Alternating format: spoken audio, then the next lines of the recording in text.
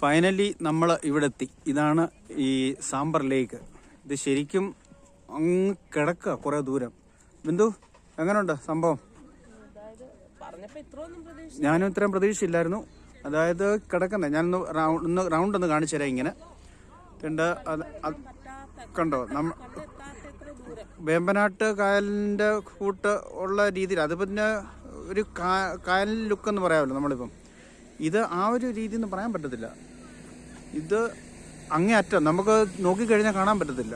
കണ്ടോ, ഇതിനകത്തുനിന്ന് അങ്ങേ അറ്റം ലാസ്റ്റ് ബൗണ്ടറി നമുക്ക് കാണാൻ പറ്റുന്നില്ല. ബീച്ചിൽ ഇടയ്ക്കായിട്ട് കുറച്ച് സ്ഥലത്തായിട്ട് മാത്രം നമുക്ക് ഒരു മന്ദിറുണ്ടെന്ന് തോന്നുന്നു. ഒരു മന്ദിറുണ്ട്. ഞാൻ അത് ഇച്ചിരി അങ്ങോട്ട് നീങ്ങിക്കാവും നോക്കട്ടെ. എന്തു അത് മന്ദിരല്ലേ, അമ്പലമല്ലേ കാണുന്നത്? അവിടെ പോകാനായിട്ടുള്ള വഴി വേറെ ഉണ്ട്. അവിടെ പോകാനായിട്ടുള്ള വഴി വേറെ ഉണ്ട്. 4-5 കിലോമീറ്റർ അല്ല, 10 കിലോമീറ്റർ. ആ, ഞാനൊന്ന് സൂം ചെയ്യാൻ നോക്കാം. ഒന്ന് സൂം ചെയ്യാൻ പറ്റുമെന്നുണ്ടെങ്കിൽ ഇതാണ് സാമ്പർ ലേക്കിനകത്തുള്ള മാതാജി കെ മന്ദിർ എന്ന് പറയുന്നത്. സൂം ചെയ്യുമ്പോൾ കാണുന്ന ഇത്രയാണ്. ബാക്കി ഇത് ഞാൻ ഇച്ചിരി സൂം ഔട്ട് കുറച്ച് കാണിച്ചാൽ ഇതുണ്ട്.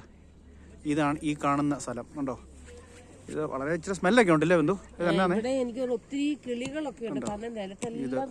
അങ്ങോട്ട് ഒത്തിരി ഇറങ്ങാനും പറ്റത്തില്ല. മെയിൻ പ്രശ്നം എന്ന് പറഞ്ഞു കഴിഞ്ഞാൽ ഇതാണ്ട് ഒരു വണ്ടി, അത് തന്നെ ഒരു വണ്ടി കിടന്ന് കറങ്ങുന്നുണ്ടോ.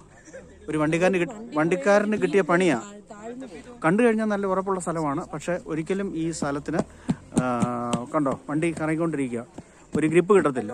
ഫുൾ ഇതായിട്ട് നിൽക്കുന്നതാണ്. കണ്ടോ, ഇത് കണ്ടോ, ഇത് നമ്മൾ നിൽക്കുന്ന ഈ ബിന്ദു, നമ്മൾ നിൽക്കുന്ന സ്ഥലം ശരിക്കും നിരപ്പുള്ള സ്ഥലമാണ്. ഇവിടെ തന്നെയാണ് വെള്ളവും. ഈ സ്ഥലം തന്നെയാണ് ഉപ്പ് നിറഞ്ഞിരിക്കുന്നത്. ഇത്രേ ഉള്ളൂ. കണ്ടോ, നമ്മൾ ഈ കാണുന്ന ഈ സ്ഥലം വെള്ളമാണ്, യഥാർത്ഥത്തിൽ വെള്ളമാണ് ഇവിടെ. അത് തന്നെ ആ വണ്ടി അത് പ്രസവിച്ചു. ഇനി അവനെ രക്ഷപ്പെടുത്താനായിട്ട് ആരും ചെല്ലാൻ പറ്റത്തില്ല അങ്ങോട്ട്. ഇതാണ് കണ്ടോ ഈ കാണുന്ന സ്ഥലം. ഇത്ര മനോഹരമായിട്ട്. ഇതിന്റെ സൈഡിൽ വേറെ പ്രത്യേകത ബിന്ദു കണ്ടായിരുന്നോ? ഇവിടെ എനിക്ക് തോന്നുന്നു ഇവിടെ ഈ ഇവിടുത്തെ കൃഷികള്, ഈ പച്ചക്കറികളൊന്നും ഇല്ല, ഇല്ലേ? കടുകിന്റെ കൃഷിയുണ്ട്. വെജിറ്റബിൾസ് ആയിട്ടൊന്നും ഇവിടെ കാണുന്നില്ല. വെജിറ്റബിൾസ് ഇല്ല. തൊട്ടടുത്തുള്ള കൃഷി സ്ഥലങ്ങളിലൊന്നും. പിന്നെ മൂളി അങ്ങനെ എന്തോ സംതിങ് ഒക്കെ. മൂളി എന്ന് പറഞ്ഞാൽ മനസ്സിലാവും, എന്താ റാഡിഷ്.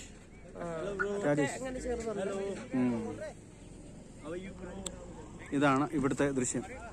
ഇനിയും എനിക്ക് തോന്നുന്നില്ല മാതാജിയുടെ മന്ദിറിന്റെ അവിടം വരെ പോകാൻ പറ്റുമോ. അതിനെ വെച്ചാൽ അതുകൊണ്ട് ഇപ്പൊ സൺസെറ്റ് ആയിക്കൊണ്ടിരിക്കുക. അതാണ്ട് എന്നെ കണ്ടോ, ആ സൺസെറ്റ് നടന്നുകൊണ്ടിരിക്കുക. ഇത് ഇത്രേ ഉള്ളൂ. ഇത് നല്ല ഒരു പ്രത്യേക ഒരു സ്ഥലമാണ്. മന്ദിരം അടച്ചു. പോയിട്ടും കാര്യമില്ല. ഈ കിടക്കുന്ന സ്ഥലം കണ്ടോ, നമ്മൾ റോഡിൽ നിന്ന് ഇറങ്ങി വന്ന സ്ഥലമാണ്. ആ കാണുന്നത് ഒരു ചെറിയ എന്താ പറയുക മലയൊക്കെ ആയിട്ട്. അത് തന്നെ അയ്യോ ഫാമിലിയായിട്ട് വരാനായിട്ട് പറ്റിയ സ്ഥലമാണ്. ഏറ്റവും നല്ല സ്ഥലം. ഈ ഈവനിങ് ടൈം ആണ് ഏറ്റവും നല്ലത്. സൺസെറ്റും കാണാം. വലിയ ഇത് ഒന്നുമില്ലാതെ അത്രേ ഉള്ളൂ. ഈവനിങ് ഇപ്പോഴും നല്ല ഇത്രേ ഉള്ളൂ. ഒരു 5 മിനിറ്റ് കഴിഞ്ഞ് കഴിഞ്ഞാൽ പിന്നെ ഇതിനകത്ത് കാണുന്ന കാര്യം വളരെ ബുദ്ധിമുട്ടാണ്. അതുകൊണ്ട് ഞാൻ വെള്ളം അങ്ങോട്ട് പോകുന്നില്ല. എന്നാൽ ഇവിടെ നിന്ന് കാണിക്കാം.